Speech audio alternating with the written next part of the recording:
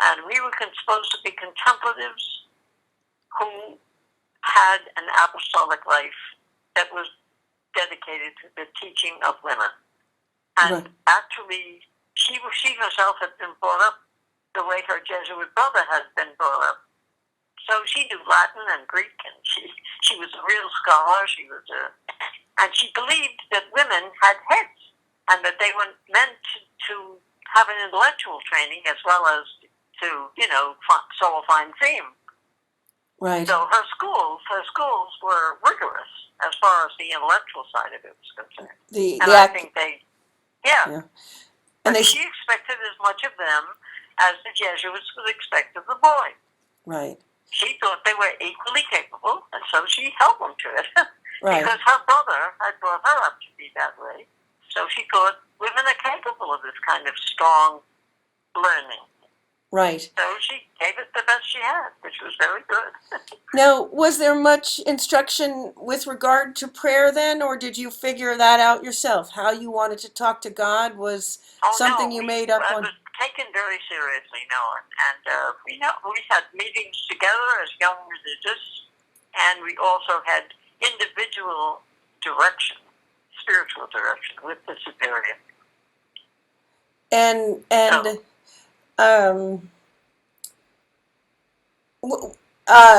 I don't need to pry into too personal anything, but what would a direction be like? Can you tell me what spiritual direction would have been like for you? Well, you see, we had an hour of prayer in the morning, and we had half an hour before the Blessed Sacrament in the afternoon. And we were meant to try to live in the presence of God as we did our work, not getting distracted by saying prayers or anything like that, but just being in the atmosphere of someone who belonged to God. So it was not strict. I mean, it was not something that you had to feel that you were somehow accountable for this or that or the other. We were very trusted in the society that our life with God was the heart of our whole lives, and they just took that for granted. And you always, every 2 weeks, you had a spiritual direction with a superior. But it was not a formal thing. It was a nice conversation about God and about prayer and about life. And if you had problems dealing with one aspect of it or the other, you talked that over. It was very informal. Okay. Was there any sort of sense of competition with your fellow nuns? Was that something, or Never. Beautiful. Never had any sense that I was in competition with anybody. No, because I think St. Madeleine Sophie had a very strong sense that every human being was an individual creation of God and sacred. The life of an individual person with God was the holy of holies, and you were not meant to fall into any kind of mold. However you felt called to pray, you prayed, and you got help with that or whatever you needed. And we met together for spiritual reading every day, and it was a pretty tough regime, but it was very human. Right. Because it was based on love.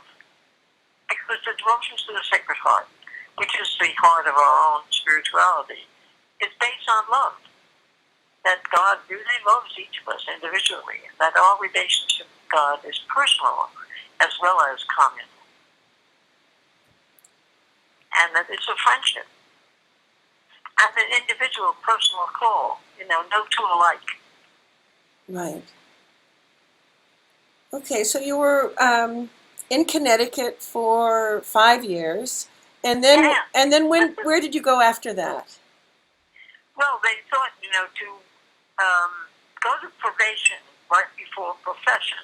When you make the final vows, you're supposed to have at least one change of residence so that they can see that you're not stuck in one place and couldn't live in another.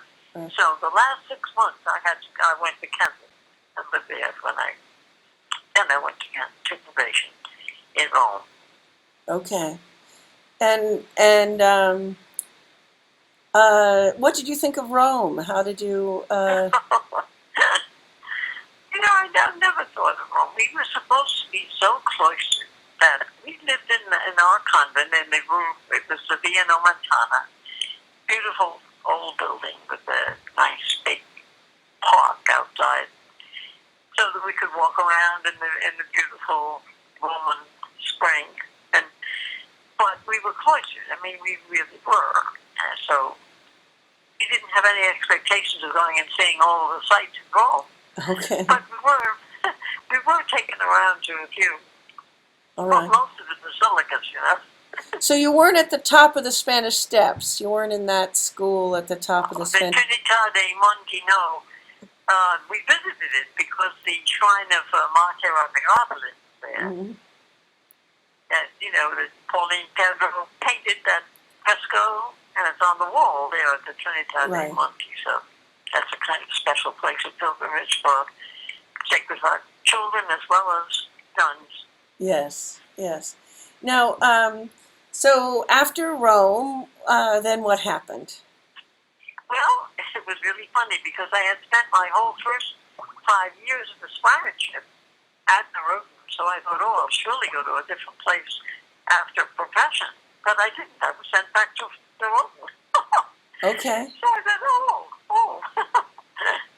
So I was there for another 3 years or so before I was sent out to Detroit. To Detroit. Okay. And then what happened in Detroit? Well, it was really funny.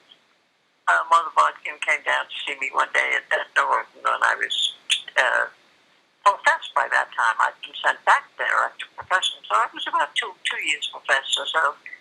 And she came down and said, we have nobody to send down to Detroit as Mr. General, so we're going to send you.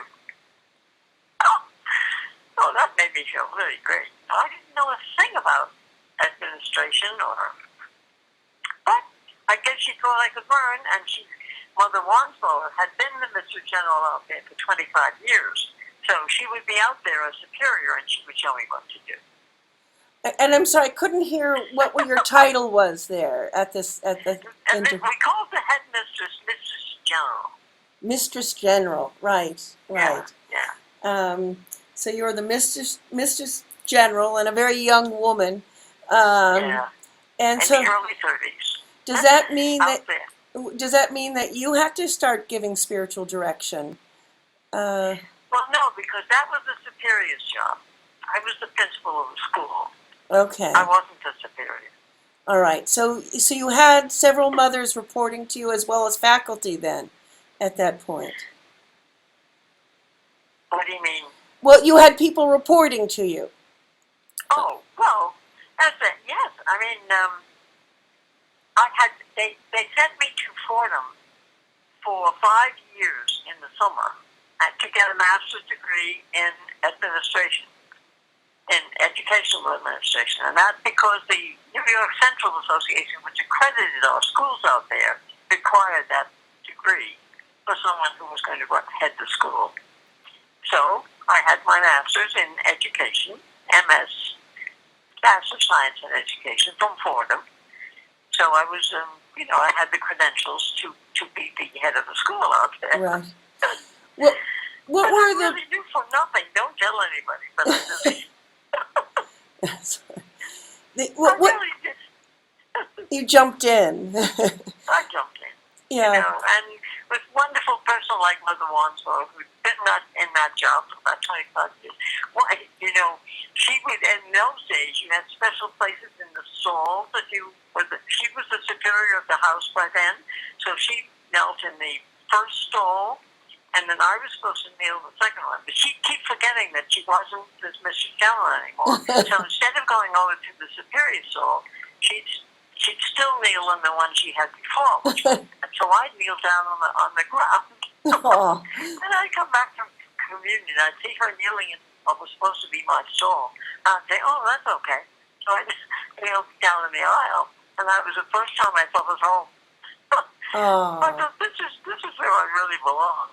Nice.